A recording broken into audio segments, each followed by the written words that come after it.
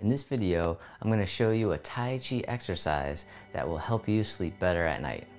I'm also going to show you the basic stances in the Yang style 8-movement form. Now stick around to the end of the video because I'm also going to share one of my personal poems with you called Repulsing the Monkey from my series Poems of Presence.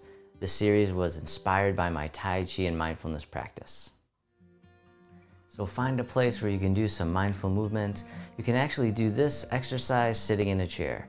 So the exercise we're going to do is called sinking the Qi. So this is actually a Qigong movement. So Qigong means energy exercise. It's basically what Tai Chi came from. Tai Chi is like the martial art version of Qigong, and I kind of think of Qigong as the simpler version of Tai Chi. So in Qigong we do a lot of symmetrical movements, and the arms are moving in the same direction, whereas with Tai Chi we do a lot of asymmetrical movements where the arms are moving in opposite directions. Now that's really a generalization, but just to give you an idea of some of the differences that you can kind of just keep a picture in your head of what the two are. But basically what we do in our Tai Chi Flow classes is we blend the two together because they complement each other so well. And so sinking the Qi is a Qigong movement that can actually help you sleep better at night. So I have lots of my students tell me that it really does help, and it can also help give you energy when you're feeling low. And so it works both ways. All right, so this is great because what happens is our energy tends to rise up through the body into the head throughout the day. And so by sinking the Qi, which I'll show you now, it helps to ground the energy back down. All right, so you can stand with your feet shoulder width apart, or you can sit down in a chair and do this as well. All right, so the arms start off by the sides. All right, it's a good idea to adjust your posture as well. So if you're standing, you can feel your feet connected with the earth. You can let your knees bend softly. You can loosen and relax the waist and the lower back and the abdomen. And then rise up through the crown of the head, lengthening, getting taller, and then let go 5%, and then soften the shoulders, soften the forehead, and then soften the jaw. And then from here, as you breathe in, the arms float out to the sides like you're spreading your wings. The arms circle in front as if you're gathering an energy into the heart, and then send it back down through the body and into the earth. Sinking the Qi. Let's do that again. Breathing in, gather into the heart. Breathing out, direct back down. So this movement can be done several different ways. So this is the style I like to do in my Tai Chi Flow classes. So I like to gather right into the heart. Another thing you can do is if you want to just guide the energy down, you can gather from above and then push all the way down towards the earth. So really grounding the energy all the way from in the head and then bring it all the way down, centering, grounding the energy. So there's a whole different bunch of different ways that you can sink the Qi. Breathing in, breathing out, and you can just breathe normal as well. You don't have to have the arms come up very high. That's why I do it this way, because if you have any shoulder issues, then you can just keep the arms low and still do the movement. All right, one more time, sink the Qi. Qi is the life force energy, the source of our power and vitality. All right, so once again, that can help to ground the energy, especially at the end of the day when we're in our heads, we're still thinking about all of our things that we have to do or all the events that happened.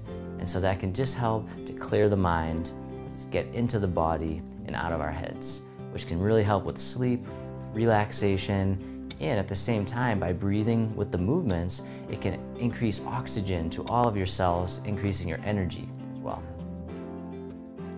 All right, so now that you know an exercise you can do to help you get better sleep, I wanted to also go over some of the basic stances in the Yang style 8-movement form. All right, so this is a traditional Tai Chi form that's great for beginners, and so there's some movements that are really good to practice as well that we do in our Tai Chi Flow classes. So even if you don't learn the form, this is great to do in our weekly classes, all right, because we do a lot of these same movements. All right, so the first movement is called, or the first stance is called the Wuji stance. All right, so the Wuji stance is a symmetrical stance. So the feet, so now in traditional Tai Chi, we tend to start off with the feet together, by the way. All right, and then we step out into our Wuji stance. So we're about shoulder width apart. There's 50% of weight on both feet, and then the knees are slightly bent, and we're in that same posture that I mentioned earlier with the waist and the lower back soft, the hips are soft, The spine is tall, but not rigid. So letting go, the shoulders are soft, and then at the same time, soften anything that's tight, let go of any tension you don't need. All right, now the arms come right out in front like you're hugging a tree. Okay, so make sure to soften the shoulders and then drop the elbows. The hands are about 1 fist length apart. The fingertips facing each other, the arms are bent. All right, so this is called the Wuji stance, or we call hugging the tree. All right, so this I used actually to clear up years of neck tension that I couldn't get rid of. And so what it does is it helps to train you how to soften the shoulders and neck. So breathing, just letting go. So you can do that as another exercise. All right, so that's the Wuji stance, okay? And so the actual footwork though is symmetrical. And so the next stance that I wanted to show you is called the bow and arrow step, or the bow step. It's basically the Tai Chi lunge. All right, what I'm gonna do is show you how to find your bow step. So I'm gonna show you from the back view so that you can follow along. So what you'll wanna do is place your right foot forward and then your left foot out to the left, 90 degrees, heel to heel. So you're basically making an L with your feet. From here, step the left foot out 1.5 foot lengths to the left, and then the right foot step forward 2.5 foot lengths. And then the back foot turns in 45 degrees. The front leg is bent, the back leg is straight, 60% of your weight's on the front leg, 40% of your weight is on the back. All right, that's it, that's the bow step. And so I'll show you just from the front, in that the biggest thing I want you to take away from this is that there's a channel between the feet. All right, so we're not on a tightrope. So some movements, like in yoga, for example, we have more of a narrow stance. All right, but with Tai Chi, since it's a martial art, we want to make sure we're nice and stable so that we can maneuver and perform other techniques. And so we want to make sure there's a channel. It's almost like we're on railroad tracks. All right, so that's the bow step. Let's go find the other direction. So place your left foot forward and then your right foot out to the side, pointing to the right, 90 degrees, heel to heel.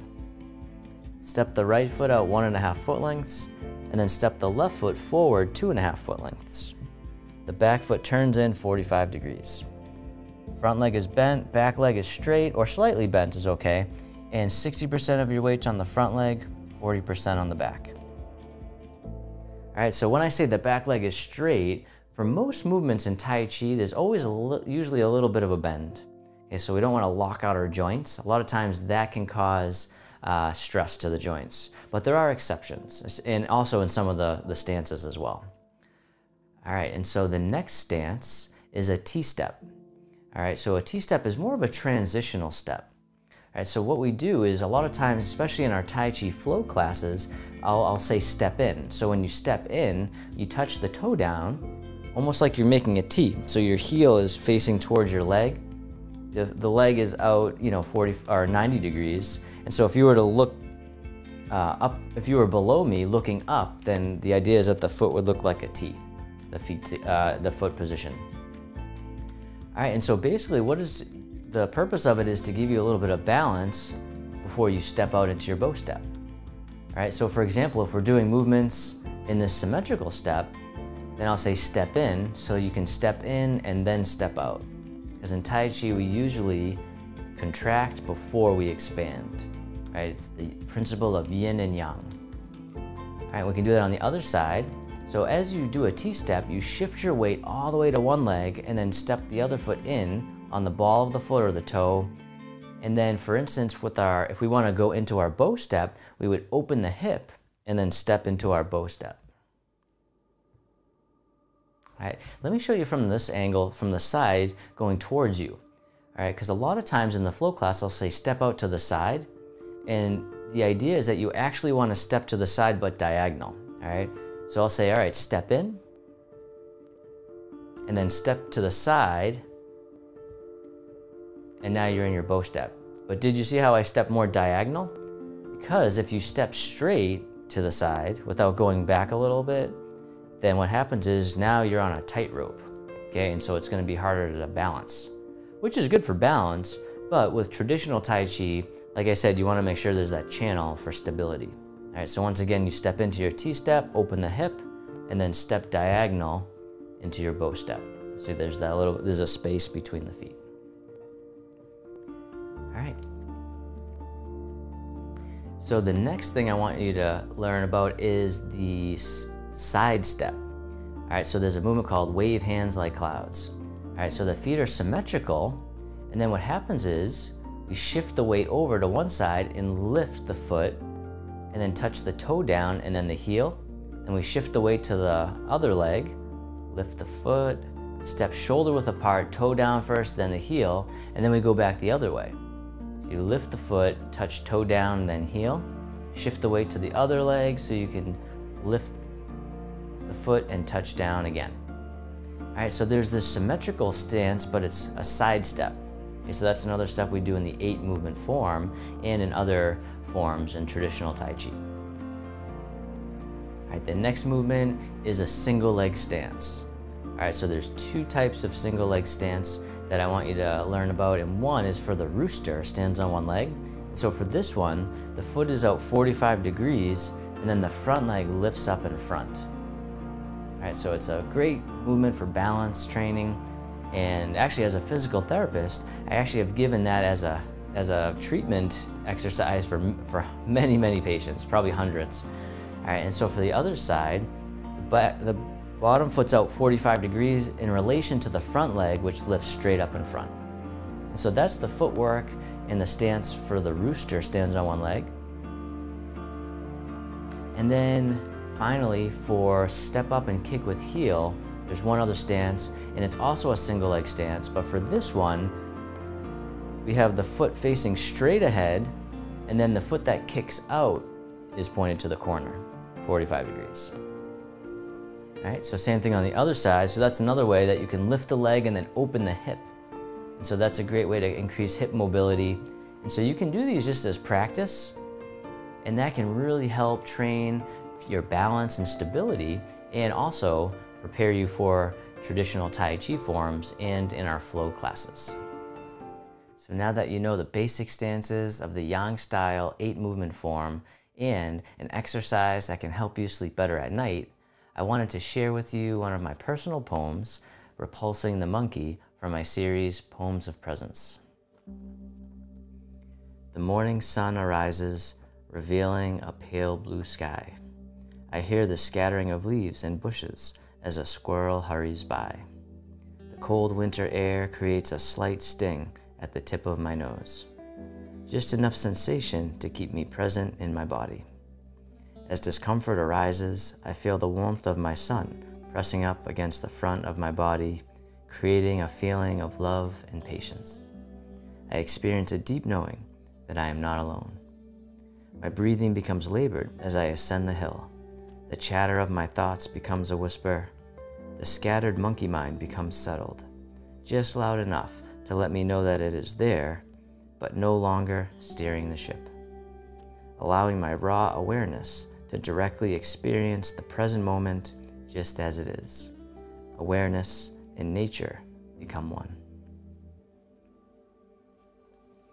So this poem was inspired by my Tai Chi and my mindfulness practice. And so one thing I really gained insight into was some of the patterns that were no longer serving me. And so I found this because I allowed my mind to settle. Now there is a misconception that with meditation and other forms of mindfulness that the goal is to stop thinking, or else we're not doing it right. But that's really not the point. The point is to create an environment to where our mind settles naturally.